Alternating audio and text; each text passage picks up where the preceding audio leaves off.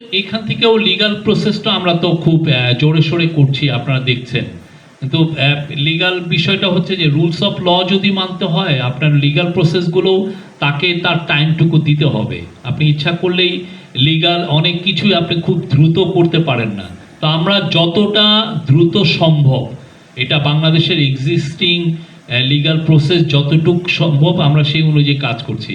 আমরা বারবার আপনাদেরকে বলেছি যে আমরা শেখ হাসিনার এক্সট্রাডিশন চাই, এবং সেই অনুযায়ী আপনি দেখেছেন কালকে আমাদের মাননীয় ফরেন অ্যাডভাইজার এই বিষয়ে বলেছে। আমরা আশা করব যে উনি এক্সট্রাডিটেড হবেন সুনার অর লেটার, এবং উনি বিচারের শেখ হাসিনা বিচারের সম্মুখীন হবেন। তার বিষয়ে আপনারা দেখেছেন, তার অলরেডি আমরা দেখেছি যে তার ক্রাইমগুলো ভয়াবহ। মানে গত 15 বছরে যেই ধরনের ক্রাইমগুলো হয়েছে বাংলাদেশে, এটা তো চিন্তা করা যায় না। এবং পুরো পৃথিবী এখন হঠাৎ করে ঘুমের থেকে উঠে দেখছে যে তার ক্রাইমটা কি ছিল।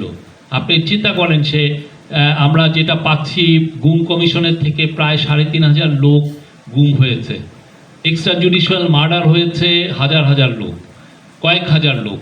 তারপরে আপনি জুলাই আগস্টে আপনি দেখেন মারা গেছে প্রায় 1500 জনের মতো লোক। কালকে আরাফাত, একটা ছোট ছেলে, একটা রিক্সাওয়ালার ছেলে, সে কালকে মারা গেছে। তার বাবা মা 3 মাস তাকে শুশ্রূষা করেছে, ঘুমায় নাই। তো সেই আপনি দেখেছেন যে মানে কতটা ভয়ানক একটা বিষয়। তারপরে তো আপনি দেখেন শাপলার হত্যাকাণ্ড, তারপরে মাওলানা সাঈদীর মৃত্যুর পরেও অনেক বড় একটা হত্যাকাণ্ড হয়েছে, সেগুলো বিষয়ে। এবং সবচেয়ে বড় কথা, পুরো অপোজিশনের আপনি দেখেন বিএনপি বারবার কিন্তু বলছে যে তাদের 50 থেকে 60 লক্ষ লোকের এগেনস্টে আপনি ভায়োলেন্সের কেস দিয়েছেন, এবং যেগুলো সত্যিকার অর্থে অনেক বেশি, সবই অলমোস্ট অল দ্য কেসেস আর ফেক। আপনি তাদের 50 আপনি কেস দেওয়া মানে কি একটা লোকের?